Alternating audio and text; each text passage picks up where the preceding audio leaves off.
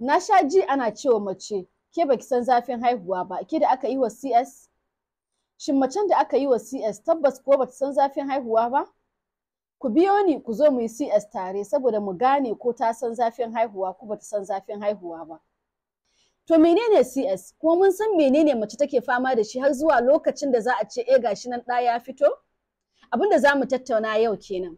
Na farko dai idan aka ce za a yi wa mace CS an duba an ga cewa fa abin da ya fi ta a same ta a cikakken lafiya a samu kuma yaro a cikakken lafiya shine a shiga da ita a yanka ta a ciro wannan yaro. Idan aka ce za a yi wa mace CS fa akwai wani form da sai ta yi signing ko wani nata ya yi signing cewa an yadda ko a yi mutu ko a yi rai. Na biyu sai macen nan ta nema jini an aje domin abin da zai iya faruwa a cikin tiyata. Na uku sai an mata tasa-tasai daban-daban an tabbatar cewa fa jikinta zai iya ɗaukan duka anesthesia ɗin da za a bata a lokacin wannan tiyatan.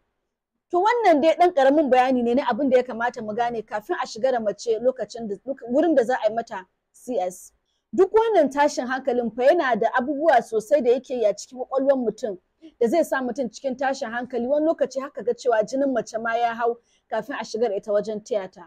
To yanzu an tura mace ga tana an shiga da ita wajen CS. Za a yi mata anesthesia wato kashe zafi. Wani lokaci fa sai an yi local anesthesia wato sai an yi anesthesia daidai wurin da kawai ake buƙatan a kashe domin a yanka. Anesthesia ta ki ɗauka. Wasu sai an musu general anesthesia wato sai an sa su kawai sun yi bacci gaba ɗaya har a yi CS ɗin a gama. To gashi na yanzu an yi anesthesia ko ta yi bacci dai ko idan ta biyu dai an dai kashe zafi. Bari mu ga me likita yake yankawa a lokacin da za a yi wa mace CS. To na farko dai a ce wannan shine cikin mace. Abu na farko da za a fara yankawa shine fata wato skin kenan. To kun ga dan wannan layi ne za a je a yi ƙasan cikin mace. Bayan an yi wannan layin. Na biyu wannan shine fatan da wannan shine layer ɗin da muke ce ma layer kitse wato fat kenan. Shi ma za a je a yanka shi. Na uku kuma wannan layer ɗin wata wadda take ɗan gata nan siririya kamar leda ita ce fascia. Ita ma za a je a yanka ta. Duka layi ne akan cikin mace an yanka na farko, an yanka na biyu, an yanka na uku. Ta yanzu muna na hudu. Na hudu su ne muzzle wato kamar nama za mu ce shi ba yanka shi ake ba amma dama tsakani akwai space. So don haka sai a yi amfani likitoci ɗaya na wannan gefen ɗaya na wannan gefen sai a ja haka a buɗe. Na biyar kuma wannan layer ɗin da muke ce mata peritoneum ita ce take riƙe da duka wasu gaɓoɓi na cikin cikin mace. Don haka za a yanka ta ita ma a tsaye yadda aka buɗe muzzle ɗin. Na shida kuma sai mu zo wajen ita asali ga ta nan an iso uterus wadda a cikinta ne ɗan yake. To kun gani ga ta nan uterus wannan ita ce bladder a ƙasan uterus abinda ake shi ne za a yi amfani da wani abu a ja haka bladder ƙasa saboda kar a fasa shi. Sai a buɗe uterus ɗin. Bayan an buɗe uterus kuma nan abin ya kawo mu cikin ruwan da baby yake kwance a ciki wato amniotic sac kenan. So shi ma za a fasa ruwan a buɗe. To gashi nan mun kai wajen jariri. Ayyir an haihu. To sai a fito da baby.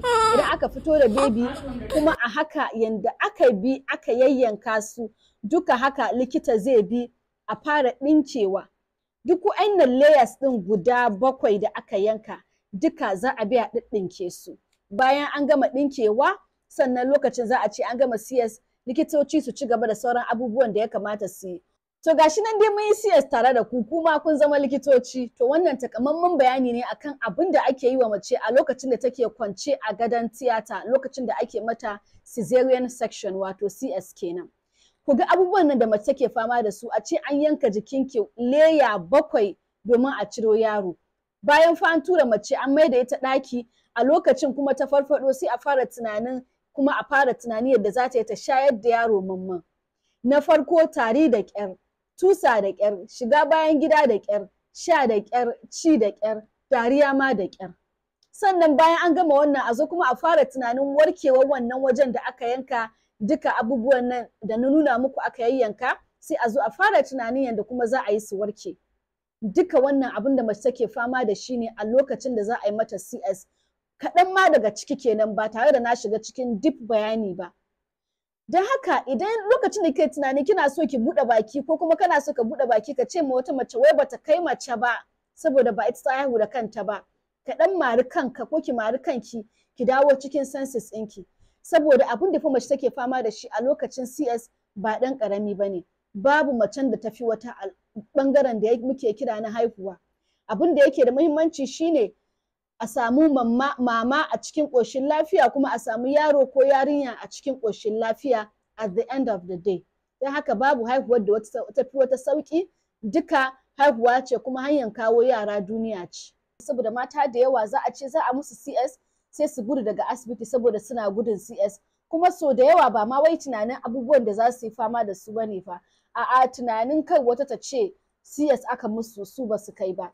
Don haka duk macen da ta reni yaro a cikin ciki wata 9 ko wata 1 ne mace ta ɗau ciki, ta fa cika mace kuma ta kai a jinjina mata. So wannan kira ne ga mata, ga maza, ga duk wani mutum da yake gani wai mace bata kai ba saboda an mata CS. Mace fa ta kai, ta wuce, saboda ta reni yaro har ya kai lokacin haihuwa kuma aka yanka ta, aka ciro yaron nan, ko ba a nan abin zai tsaya ba.